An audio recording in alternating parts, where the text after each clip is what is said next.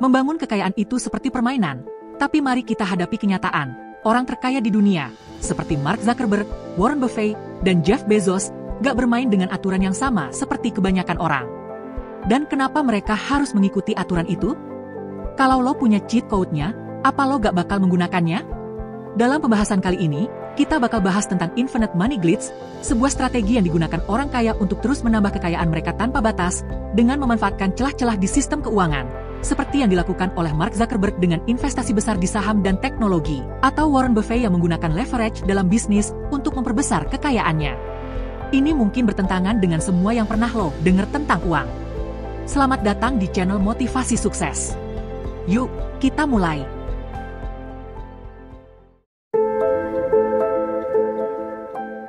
Salah satu hal penting dalam pembahasan ini adalah memahami apa itu utang. Apa sih sebenarnya utang itu? Hindari utang. Pasti lo sering dengar itu kan? Itu udah kayak aturan wajib dalam keuangan pribadi. Orang tua, guru, bahkan para ahli keuangan pasti selalu bilang kalau utang itu jebakan yang bisa bikin hidup berantakan. Dan jujur aja, buat banyak orang, mereka gak salah. Utang adalah alasan kenapa jutaan orang kesulitan bayar bunga, berjuang buat bayar tagihan, dan terjebak dalam siklus kemiskinan yang gak ada habisnya. Jadi, gak heran kalau banyak orang mikir cara terbaik adalah menjauhi utang. Tapi, yang menarik, orang kaya di dunia justru gak mengikuti aturan ini. Mereka malah melanggarnya dengan sengaja, percaya diri, dan sering. Karena mereka melihat utang bukan sebagai masalah, tapi sebagai alat buat menangkap peluang dan menggandakan kekayaan mereka. Dalam kasus paling ekstrim, utang jadi semacam infinite money glitch buat mereka. Kita bakal bahas strategi-strategi yang dipakai orang kaya untuk mengubah utang jadi sumber kekayaan tanpa batas, bahkan gimana mereka bisa bayar pajak hampir nihil. Tapi pertama, mari kita pahami dulu apa itu utang. Secara sederhana, utang adalah uang yang dipinjam. Seseorang ngasih pinjaman ke lo pakai uang itu buat keperluan lain, dan lo bayar kembali dengan bunga. Gampang kan?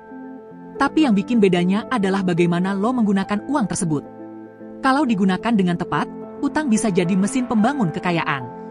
Tapi kalau salah pakai, ya bisa jadi masalah keuangan yang besar dan lo bisa aja bangkrut dan malah tambah miskin guys.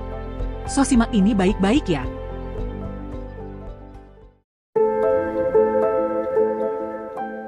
Contoh yang paling mudah untuk membedakan utang baik dan buruk adalah penggunaan kartu kredit. Coba bayangin, lo dapat akses cepat ke uang yang banyak, kemudian lo bayar sedikit demi sedikit setiap bulannya. Banyak orang, apalagi yang belum mapan, gampang terjebak dalam cara berpikir ini dan akhirnya gaya hidup mereka jadi lebih mewah dari kemampuan. Inilah yang disebut utang buruk, meminjam uang untuk membeli barang yang nilainya nggak bertahan lama. Misalnya, lo pakai kartu kredit buat beli gadget baru kayak iPhone atau gadget keren lainnya, beli pakaian branded, atau bahkan liburan ke Bali. Begitu lo gesek kartu, barang-barang itu langsung kehilangan nilainya, dan lo bisa jadi masih bayar cicilannya bertahun-tahun setelahnya. Awalnya lo pinjam, tapi pada akhirnya lo yang terus terjebak dalam pembayaran. Di sisi lain, orang kaya tahu banget cara memanfaatkan utang dengan bijak. Jadi, nggak seperti utang buruk, utang baik adalah uang yang dipinjam untuk hal-hal yang bisa mendatangkan keuntungan jangka panjang. Contohnya, lo pinjam uang untuk investasi di properti atau bisnis. Seiring dengan berkembangnya kekayaan lo bisa pinjam lebih banyak lagi buat investasi lainnya. Jadi, lo menciptakan siklus yang gak ada habisnya, dan inilah cara orang kaya menggandakan kekayaan mereka.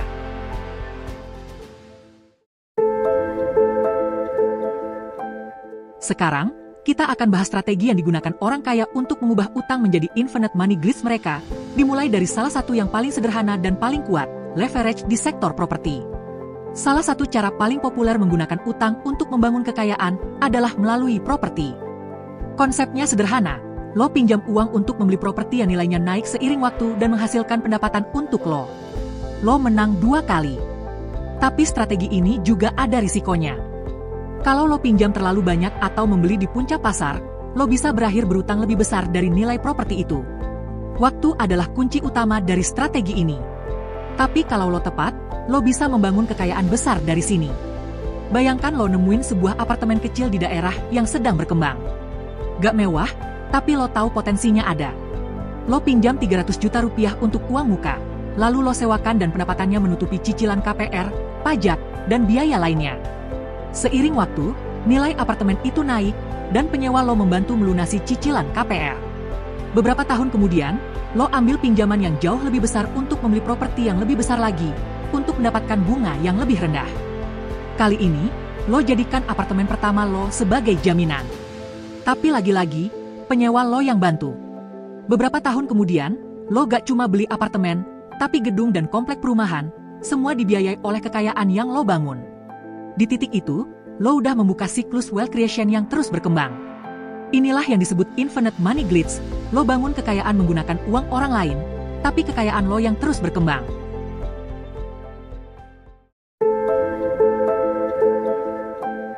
Berikutnya, utang pendidikan.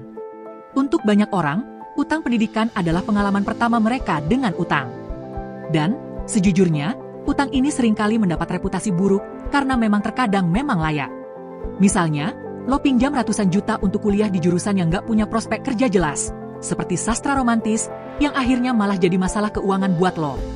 Lo bisa jadi terjebak dalam utang pendidikan tanpa mendapatkan hasil yang signifikan selain selembar ijazah. Namun, ada sisi lain yang menarik. Kalau digunakan dengan strategi yang tepat, utang pendidikan bisa jadi investasi yang sangat cerdas.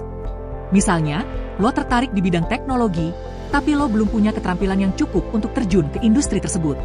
Jadi, lo ambil pinjaman sekitar 1,5 miliar rupiah untuk kuliah di program teknik komputer.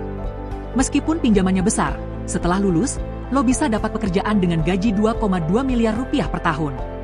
Bayangin, lo bisa bayar utang itu dalam beberapa tahun, dan lo punya karir yang sangat dibutuhkan oleh industri. Ini adalah contoh dari infinite money glitch yang memberikan keuntungan terus-menerus sepanjang hidup lo. Kuncinya adalah memilih jurusan yang punya prospek kerja jelas dan gaji tinggi. Jadi, bukan sastra, tapi misalnya data analisis atau teknik komputer. Ini relevan buat lo yang ingin kuliah di Amerika Serikat atau bagi orang Indonesia yang berencana belajar dan menetap di sana. Pendidikan di sana memang mahal, tapi dengan memilih jurusan yang tepat dan mengambil utang pendidikan sebagai alat untuk investasi masa depan, lo bisa mendapatkan peluang karir yang sangat menguntungkan.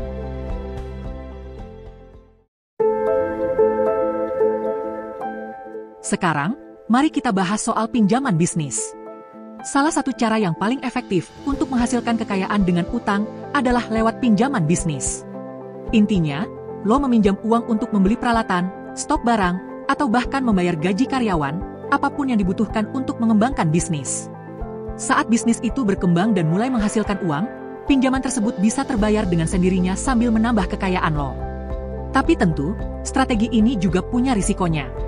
Jika bisnis nggak berjalan sesuai rencana, lo tetap harus menanggung utangnya. Itu kenapa penting banget buat lo punya rencana yang jelas dan realistis, yang menunjukkan bagaimana risiko yang lo ambil bisa terbayar. Misalnya, lo punya usaha sampingan buka rumah makan Padang.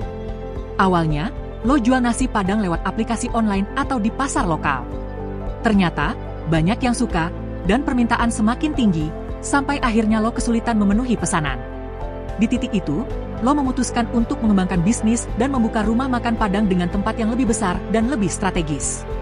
Lo pinjam 500 juta rupiah untuk biaya renovasi tempat, beli peralatan masak, dan bayar gaji karyawan.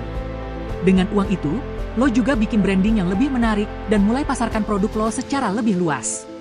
Memang ada risikonya, tapi lo sudah mempersiapkan dengan matang dan menetapkan target penjualan yang realistis. Dalam beberapa tahun, rumah makan Padang lo berkembang pesat, bahkan buka cabang di beberapa lokasi. Ketika dilakukan dengan benar, pinjaman bisnis bisa jadi infinite money glitch klasik.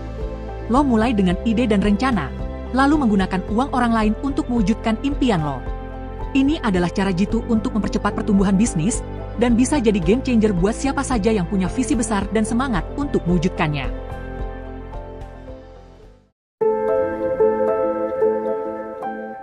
Berikutnya, arbitrase investasi.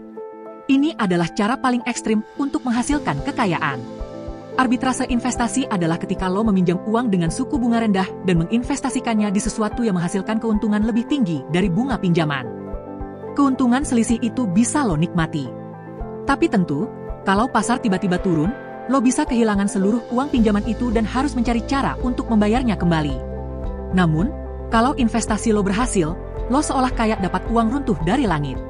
Ini adalah infinite money glitch ultimate. Salah satu contoh nyata adalah Michael Saylor, pendukung Bitcoin yang vokal. Dia menggunakan strategi ini untuk menaikkan nilai perusahaannya. Dia meminjam miliaran dolar dengan suku bunga mendekati nol, lalu menggunakannya untuk membeli Bitcoin. Alasan dia sederhana, kalau nilai Bitcoin naik lebih cepat dari bunga pinjaman, keuntungannya luar biasa besar. Dan sejauh ini, berhasil. Perusahaan dia sekarang memiliki lebih dari 444.000 Bitcoin, yang mereka beli dengan sekitar 108 triliun rupiah, dan sekarang nilainya sudah mencapai 630 triliun rupiah. Ketika dilakukan dengan benar, arbitrase investasi ini bisa jadi infinite money glitch paling ultimate.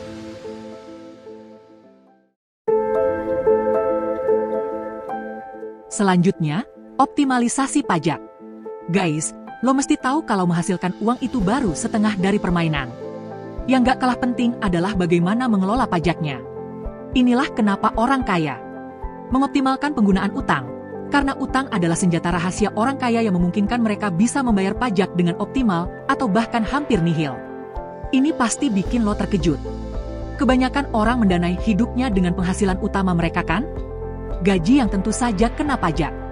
Tapi orang-orang kaya melakukannya dengan lebih pintar. Daripada membayar diri mereka sendiri dengan gaji, mereka pergi ke bank dan bilang, pinjami saya uang banyak dengan bunga kecil, dan kalau saya gak bisa bayar, ambil saja beberapa aset saya. Misalnya saham atau properti. Kenapa?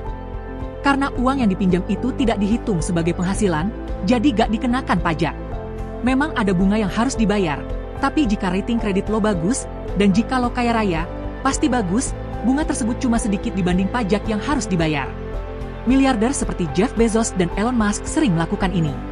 Alih-alih menjual saham Amazon atau Tesla dan membayar pajak besar, mereka menggunakan saham mereka sebagai jaminan untuk meminjam uang dan membiayai gaya hidup miliarder mereka.